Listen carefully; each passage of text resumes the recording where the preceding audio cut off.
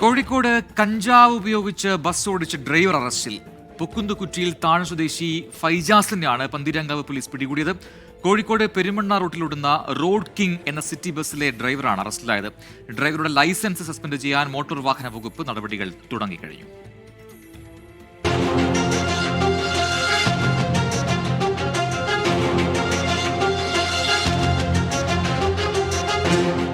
കോഴിക്കോട് നഗരത്തിൽ ബസ്സുകളുടെ അമിതവേഗതയും നിയമലംഘനവും വർദ്ധിക്കുന്ന സാഹചര്യത്തിലാണ് പോലീസ് പരിശോധനയും നിരീക്ഷണവും ശക്തമാക്കിയത്. പെരുമണ്ണ ബസ് സ്റ്റാൻഡിൽ വെച്ച് കോഴിക്കോട് പെരുമണ്ണ റൂട്ടിലോടുന്ന റോഡ് കിങ് എന്ന സിറ്റി ബസ്സിലെ ഡ്രൈവറാണ് അറസ്റ്റിലായത്. പോലീസ് പെട്രോളിംഗ് സമയത്ത് ഡ്രൈവർ സീറ്റിലിരുന്ന് കഞ്ചാവ് ഉപയോഗിക്കുന്നതായി കാണുകയും ബസ്സും ഡ്രൈവറെയും പരിശോധിക്കുകയും ചെയ്തതിൽ നിന്ന് ഡ്രൈവറുടെ കയ്യിൽ നിന്നും പകുതി വലിച്ച കഞ്ചാവ് വീടി കണ്ടെത്തുകയും അസ്വാഭാവികമായി പെരുമാറിയ പ്രതിയെ ചോദ്യം ചെയ്തതിൽ കഞ്ചാവ് വലിച്ചിട്ടുള്ളതായി സമ്മതിക്കുകയുമായിരുന്നു.